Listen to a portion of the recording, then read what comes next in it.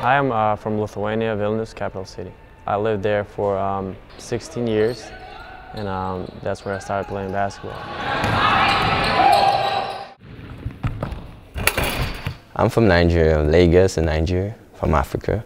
The court is like a concrete court. We don't play in an indoor, and it's owned by the government, so like we don't go there every day. Different homes, different backgrounds, but the same dream. With the first pick, with the second pick. My dream is to play in the NBA. Watch players, NBA, so I'm like, yeah, I don't know, play like that. I saw my vision, but it wasn't in Lithuania, you know, so I just wanted to go to the United States. They've come to Arizona through a nonprofit foundation to try and make their dreams come true.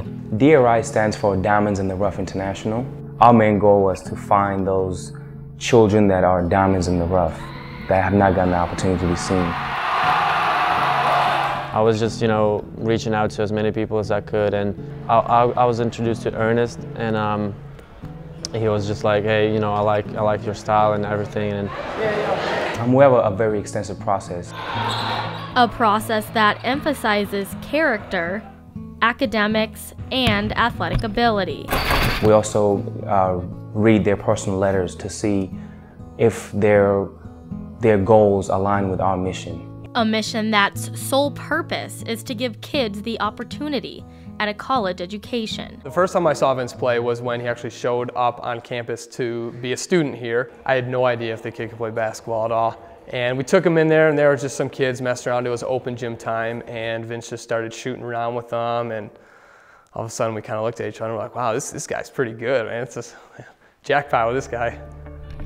It's a private school, boarding school. You know, we live on campus, and you know, faculty is great in Orem School. They're so friendly, you know, especially Grant and Joanna Hendricks. He is one of the greatest kids you can really ever have the privilege of meeting. He was a top student as far as academic went.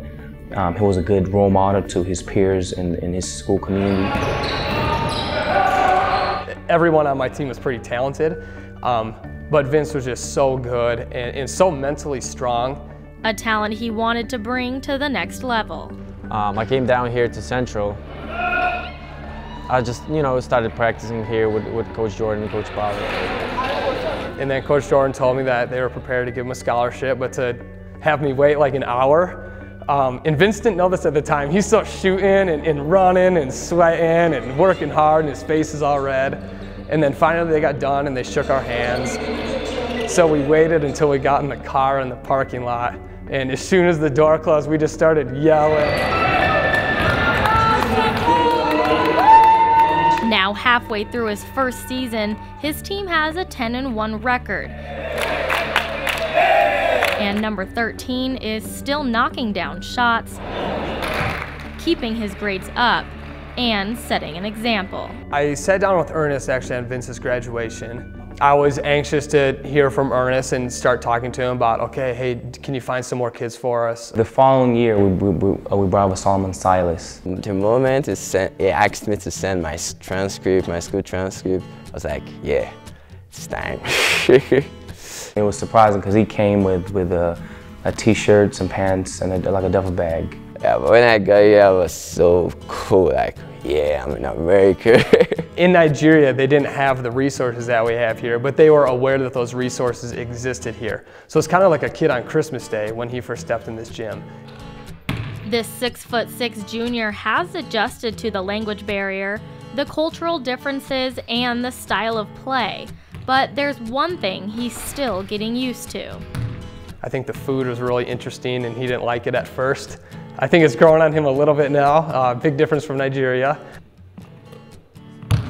A difference that reminds him every day why he's here. I have to make my grades to like get into college, and I study hard like every day. And education is important because, I mean, it's a gateway to various options. I mean, I can't say enough good things about DRI. I mean, we've been in existence for a year, so it's pretty much been me being able to use money out of my own pocket to get kids things they need. For those involved, it seems less like a business and more like a family. We talk about everything, you know, and he's like my big brother. I can tell him, you know, all my secrets and everything. And don't lose that. Don't use confidence in shooting. Pretty much like my older brother. I call him most of the time. He talks to me, gives me some advice on how to behave, stuff like that. We need people to know about what we do, and because I feel like not just the student benefits, but you know, I think that the nation as a whole benefits. I went back home this summer, you know, and everybody's like, you know, how is the United States? And I'm like, first thing I say is, I introduce DRI and then I tell my story, you know, because, I mean, if not DRI, I wouldn't be here, you know. DRI actually like made my dreams come true.